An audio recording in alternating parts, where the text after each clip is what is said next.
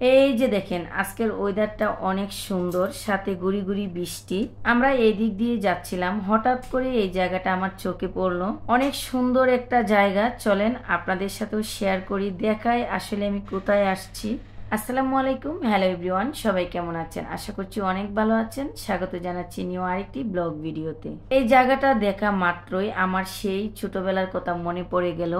এখন আমি যেটা শেয়ার করতে যাচ্ছি আপনাদের সাথে, সেটা আমাদের সবার কম বেশি পরিচিত ও আমরা সবাই চিনি এবং এক সময়কার অনেক জনপ্রিয় একটা জিনিস, বাংলাদেশ বেতার কেন্দ্র।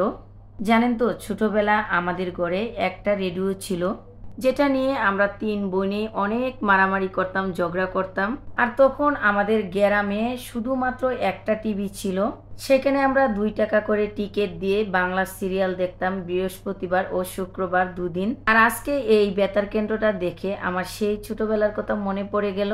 তখন কিন্তু অনলাইনের খুব একটা যুগ ছিল না, তখন এটারই প্রচলিত ছিল বেশি, সবচেয়ে জনপ্রিয় ছিল।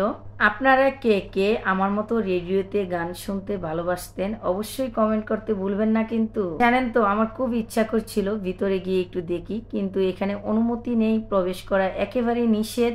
তবুও যেন আমার এত ভালো লাগতেছিল, জাস্ট বলে বোঝাতে পারবো না আপনাদের কাছে। ওখান থেকে তো আমরা চলে আসি, মাঝ রাস্তায় এসে আমাদের বৃষ্টিতে ধরছে।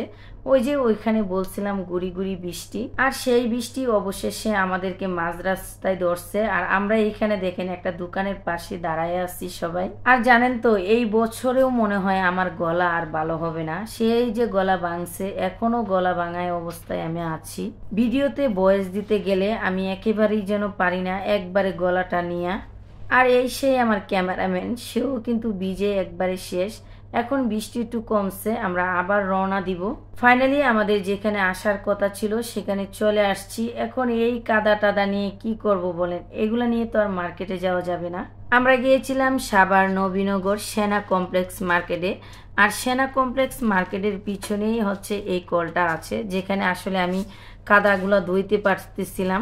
আর এর অপর পাশেই আপনারা যারা গাড়ি নিয়ে যাবেন সেখানে গাড়িগুলো পার্কিং করতে পারবেন, খুবই সুন্দর ব্যবস্থা আছে। আর এই কলটা যদি না থাকতো, এই কাদাগুলো না ধুইতে পারতাম, তাহলে যে কি করতাম আল্লাহই ভালো জানেন।